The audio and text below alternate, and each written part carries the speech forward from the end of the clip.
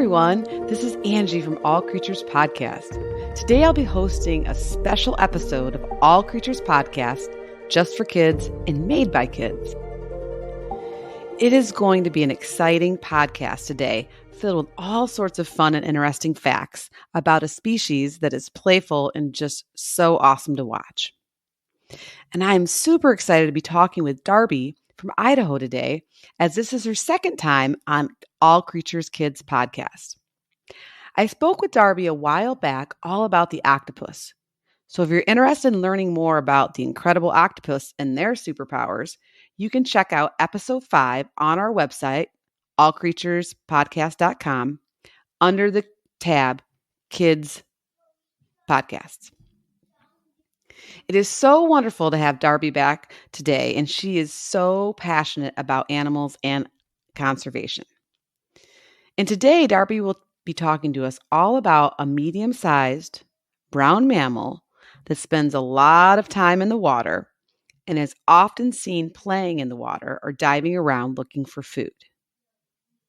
If you guessed an otter, you're right. So be sure to stick around. This is going to be a great podcast about one of the cutest creatures out there. So let's get this All Creatures Kids podcast party started. Hello, Darby. Welcome to All Creatures Podcast. How are you? Good. I'm so glad to have you back and talking to me today. I'm excited too. Can you remind our listeners, how old are you now? 8. 8 years old. Wonderful. Well, I think when I talked to you last time, you were 6. Do you remember which species you talked about last time? An octopus. Yes, it's one of my favorite kid episodes. It was so good. But today we're going to be talking all about otters. And which 2 species of otters did you decide to focus on? I actually decided on 3, the giant river otter, the river otter, and the sea otter. That's so great. We're going to cover the river and the ocean today. And I see on my screen right now you have a friend. Who are you holding? I'm holding Webby, the river otter. Webby, your stuffed river otter. Uh-huh. Wow. And you have lots of stuffed otters, right? Lots. Like how many? Well, I also have a African jackass penguin, but he's not right here. 1, 2, 3, 4, 5, 6, 7, 8.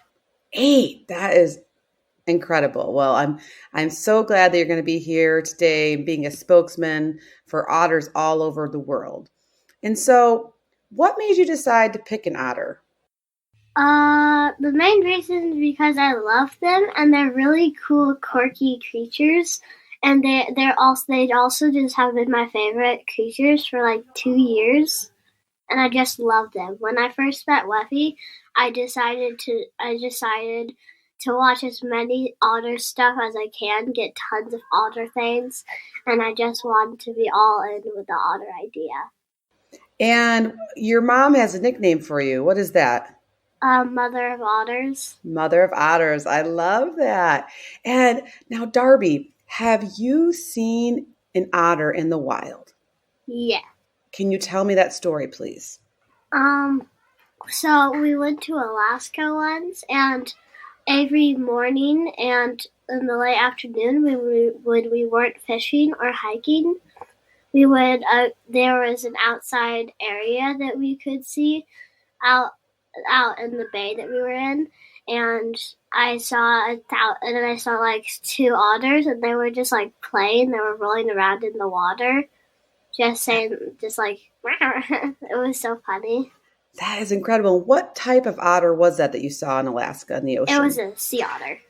That's right. Yeah. Only sea otters are in the ocean.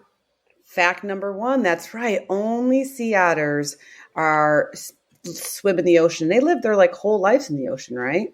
Yeah, they give birth in the ocean. They sleep in the ocean. They do lots of stuff in the ocean. They only rarely go on land, like if an orca was chasing them or something. Then They would definitely go on land. And what about the giant river otter? Do they spend their whole life in the rivers, or can you tell me a little bit about how they live? Well, sea otters and river otters are very different, and because river otters, They still like to go in the ocean a lot, but they also like to spend a lot of time on land too. And sea otters don't really. River otters, I would say they usually like to find like a good little piece of land to sort of call their home. Yeah, to make their like little den. And it's And usually by the river. near a river, that's right.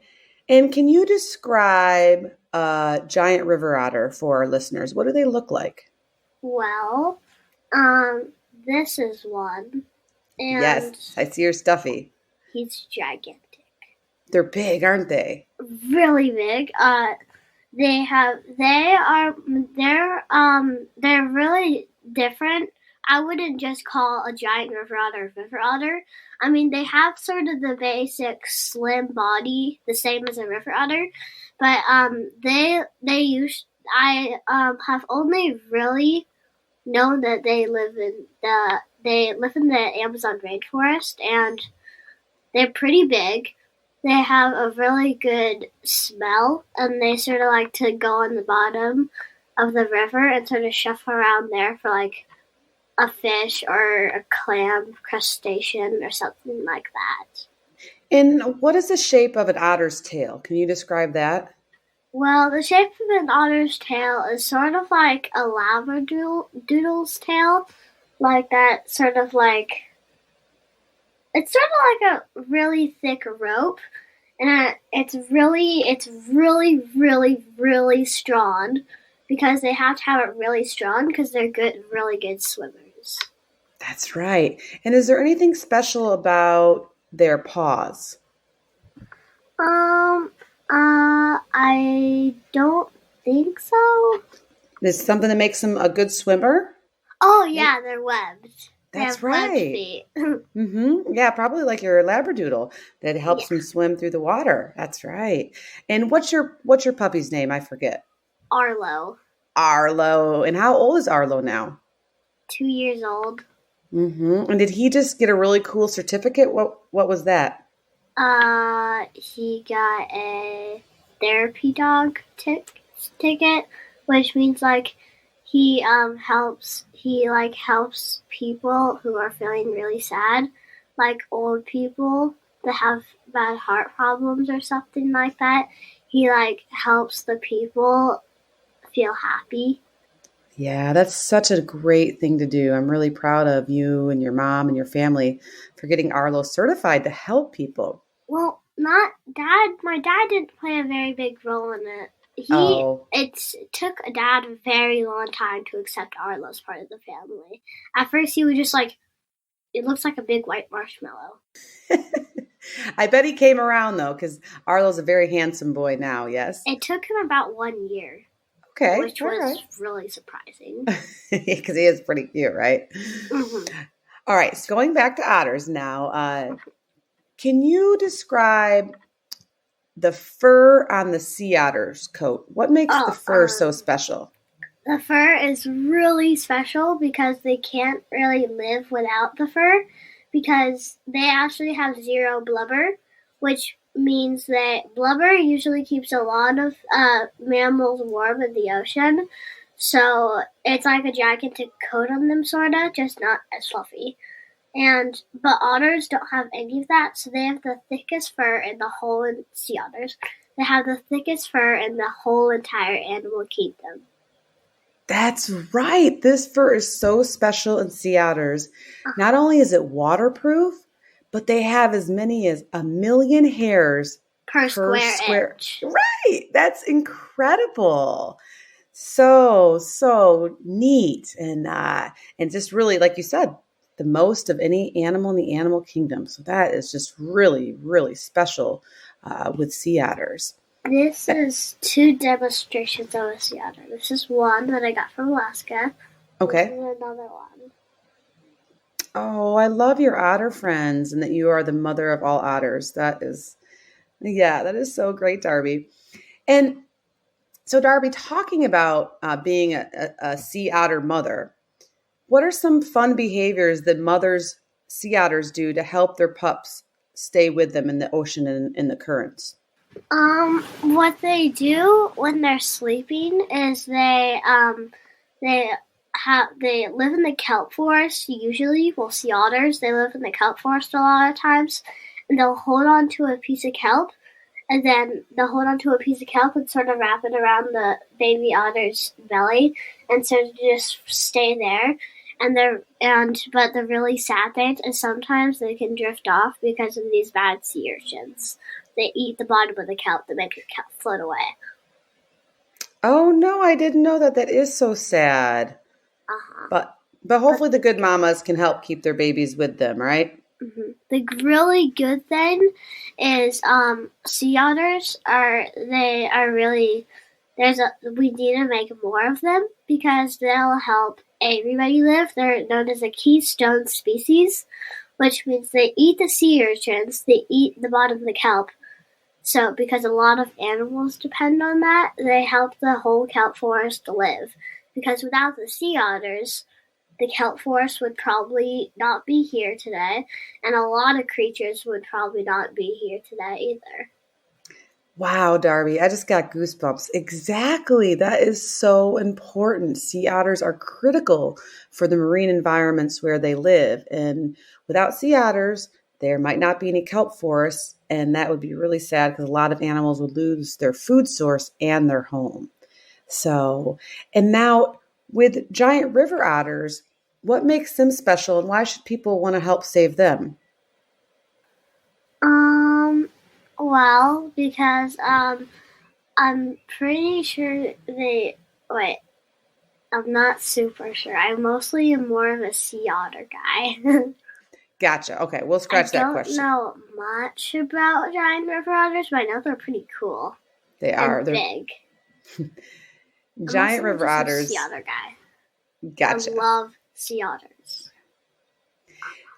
And Darby, talking about sea otters and where they live, what do they eat? Well, sea otters, fish, clams, and obvious I've already told you is, the sea urchin, the red sea urchin. That's a big one. And, crustaceans, and sometimes I'm pretty sure they'll eat, like, tiny squid.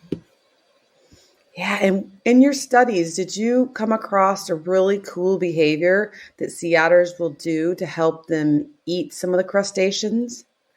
Oh, yeah, there's, so they fold their back, and then they have, like, a thumb, sort of, that they can help crack it open, and they also have a little, like, pocket in their fur, sort of, where they keep a special rock to, like, crack clams open.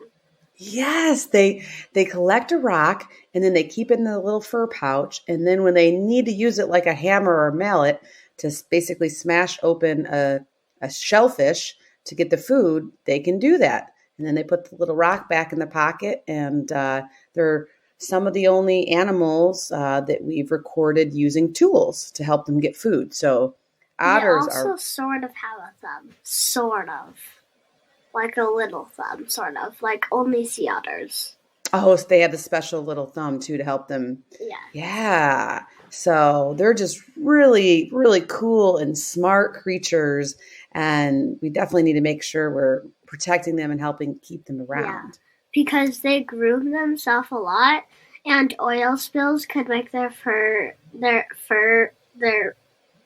ruin their fur, and without their fur, they can't survive, so they'll die. And if they and like the Florida oil spill killed a lot of otters, which made me really mad. Yeah, it's really sad. We need to help protect our oceans to help protect our creatures that live in the ocean, right? Mm-hmm. And they also, they used to kill otters just for their beautiful fur. That's right, because which the fur is really cruel. Really cruel and sad. Do they do that anymore or no? That's been outlawed, right? I think that's been outlawed. Yeah. We're trying to do our best to protect them now so their numbers can rebound. The thing that I don't really like is because I've talked to a lot of my friends, and at first they had zero idea what an otter was. And I was just like, come on. Yeah. Now, at first I didn't know what an otter was, but then I was just like, I'm all in that cute little sea mammal. Well, that's why I'm so glad you're here today, educating the whole world about otters and why we should love them. Uh, do you have any other cool facts you learned about either giant river otters or sea otters? I actually didn't study for this because I've actually been studying like 2 years. So Because you're an yeah, expert. You're the mother of yeah, otters. Yes, I love that. So, I love otters so much. do otters are they a social animal? Do they usually live by themselves or in like groups? Well, it depends what otter you're talking about. Like, um, a giant river otters. They sometimes they live in groups, like of four, I think, like four, sometimes six, but not usually. I think they sometimes do. But sea otters and river otters. They're more like an animal that would probably keep to themselves. But like if a person was there, they would probably be like, "What is that?" They probably just would be fine with it. They're more of a quirky, calm little animal. I love that. And now, do you have any otters at your local zoo that you can watch? Yeah, but the monkey sort of took over that thing, which Oh, made me mad. I would, even though yes. they don't do much, I would watch them for years. Yeah, your mother was telling me that they're an older pair, uh, so they're not super active and they don't have any pups. But otters in general are some of my favorite to watch when I get to go to an accredited zoo. In fact, the Santa Fe College Teaching Zoo, where my husband works, they have small clawed Asian otters, and I love those. they're so busy. They have it's a breeding pair, and they have pups that are now like teenagers. And so it's just like a party every time I'm there. They're in and out of the water, building nests, eating, looking for food, swimming, not swimming, playing, fighting, coming up to say hi to you They're so in front of the funny. exhibit. Yeah, They're so funny it's because like they're a just like little bundles of joy. totally. They Yes, sort of that is remind me of a puppy. Darby, you hit it spot on. They are little bundles of joy, and they bring so much joy to people. They get to see them, of course, in the wild. You're so lucky. I've never seen a wild otter before. But Yeah. then also to people that get to go and see them living under human care because they are a lot of fun. One time Uh, in McCall, I saw a river otter. He was popping out on the ice. He was sort of like he was popping out on the ice with a fish. that is so cool. Yes. But then he dove back in and never saw him again. Yeah, they spend, I mean, they're such good hunters. And one of the ways that they can hunt underwater so well is that their nostrils and their ears close to Uh-huh. basically acts kind of like goggles and maybe earplugs so that it doesn't get water in them. They're built to swim, Because but their gosh, ears are like this, and they can just like close them. yeah, very They're really good. tiny ears. They don't really need a sense of hearing, but their eyes are they need their eyes, but it's not the most important part. The most important part about them is probably their tail, their fur, and their nose. Yes, definitely. Because And their do you have tail is very strong. Very strong. Not as strong as a beaver, but very strong. very strong, yeah, very thick, and then it tapers into like a tip, like you said, like your labradoodle. Very thick and very strong. And now, do otters make any vocalizations? Do they make any noise? I think I'm pretty sure sometimes, like when they're mating or something like they're mating, they'll probably make sound. But usually, when a baby otter is in danger, then they'll sort of chirp. Yeah, they can make little whistles and murmurs and screams if they're upset, like you said, and little chirps, blowing sounds. So lots of different vocalizations depending on the situation, like you said. It's sort of Uh, easy to know to see an otter because, like, see brown, you see a tail. They sort of like dive in like a mermaid. I call them mermaid divers because they sort of dive in, then the tail sort of drops back in. It's yeah, yeah. they dive like mermaids. Well, and it's so awesome that for being 8 years old that you love to be out in nature and being patient, looking for wildlife, right? Because you kind of got to be patient and you don't always see things right away. But if you are able to see otters in the wild or really any wildlife, it's really rewarding and fun, isn't it? Yeah. Yeah. And now there's 13 species of otters. Do you know if any of them are endangered or needing of our help and protection? Well, a lot of them are endangered because their numbers really went down because of oil spills, fur trapping, and lots of stuff like that. Yeah. And so, what should people do to help conserve otters and their habitat? Well, first of all, definitely stop oil spills. And you don't really, and like try to make like people stop building stuff because otters lost a lot of their habitat because people kept building lots of things. Like a lot of people's houses, probably there used to be like a lake there where otters probably were swimming and having fun. And now, Darby, what was your favorite thing doing this podcast? Um, Talking about otters because I love otters. I love them. I love that you love them and I love them too. And your enthusiasm is just contagious. It's so wonderful. And otters are just a bundle of joy. And Darby, I know that you are the mother of otters, Yeah. but what do you think you want to be when you grow up? An otterologist. I sort of made the word up, but for me it means like to study otters and learn more about otters and how to protect them. And if their natural food source goes away, like what to like tell them to eat and like just help them in case. Darby, I love the term otterologist. I know if anybody can become an otterologist, it's going to be you. And we love hearing about otters or really any species from you. And so, do you think you'll want to come back again and talk to us on the podcast, either more facts about otters or another animal? Mm-hmm. A black-footed ferret. Now you're talking a black-footed ferret. That would be yes. Okay. We're going to get together in a couple months and do a black-footed ferret because that is a really awesome story about an animal similar to sea otters that were almost wiped out. I love ferrets. Yeah, and now there's all these really cool breeding programs in North America to help try to get them back into the wild and thriving. So it's a good success story, and they're almost as cute as otters, right? Almost, but if there's one picture in my book about black-footed ferrets where there's like three popping their heads out in the snow, and it's really cute. Like if you were to compare them, an otter would probably be cuter, like three little otter heads just sticking out of the water compared to three black-footed ferrets. I would probably say an otter's cuter because I love otters.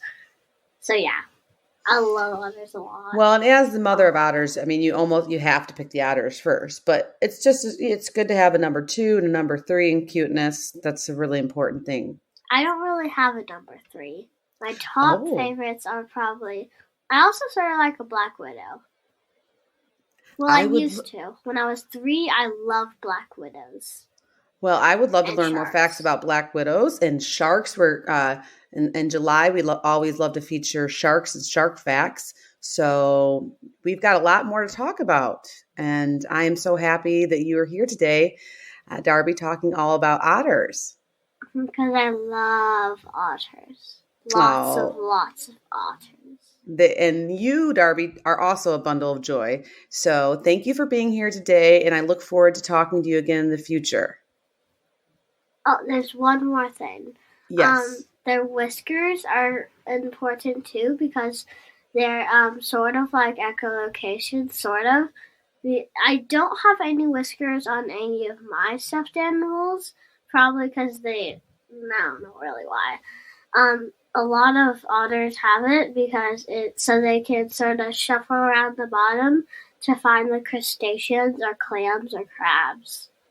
Yes, their whiskers are way more than what people think they are.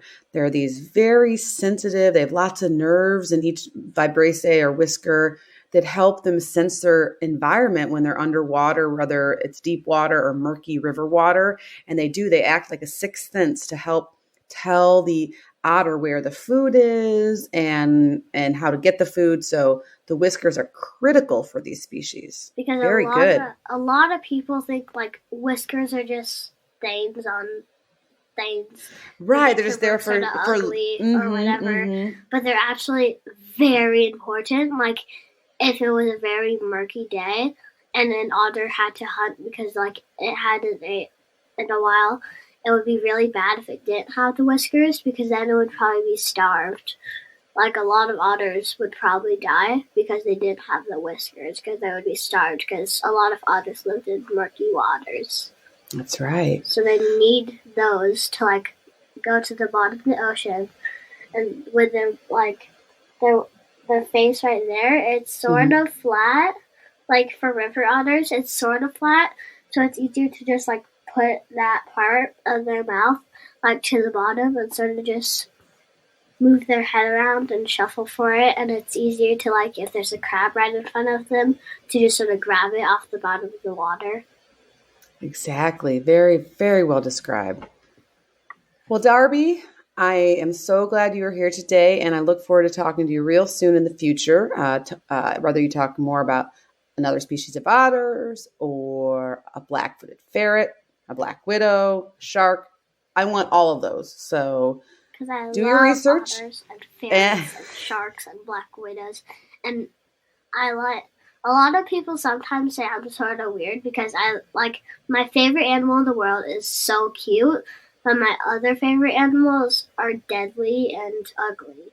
Well, it depends on who you ask. There's spiderologists, or I think they're called arachnologists. I'm not sure what a spider specialist is called, but there's people out there that love spiders as much as you love otters. So those of us that love animals, whether they're cute and cuddly or poisonous or venomous, we're just we love all animals. We're animal lovers. We're not weird. We're helping save them, and that is really, really, really cool. If you're stopping oil spills, you're also helping lots of other animals, because not just otters need their intense fur.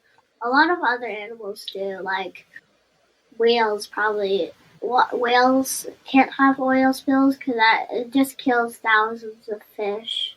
Right. Whales, exactly. Sharks, even sometimes. It's just so sad to, like, one day you're on a boat and you're hoping to see some animals, but they're all just floating on the water dead. Yeah. It's just so sad. No one wants that. So oil spills, horrible. I agree. All right, Darby. Thank you so much. Bye-bye. Thank you. Bye. Wow, I am just smiling ear to ear after talking with Darby all about otters. What an incredible and fun episode of All Creatures Kids. Having Darby share her love and passion for sea otters and giant river otters was just so inspirational. She is a bundle of joy, and she's right. Otters are definitely little bundles of joy, and we need to make sure that they are protected, both in the ocean, in the rivers, and on land. So I hope you enjoyed listening to Darby today, and please make sure you share some cool facts you learned about sea otters and giant river otters with your family and friends. Remember that sharing means caring. And if you or someone you know is interested in becoming an All Creatures Kid expert and being interviewed on the podcast, please send me, Angie, an email at allcreatureskidspod@gmail.com or reach out to us on Facebook. Also, please visit us at allcreaturespod.com to learn more about the creatures featured today and also to find more of our kid interviews. Thank you, everyone. Take care. Bye-bye.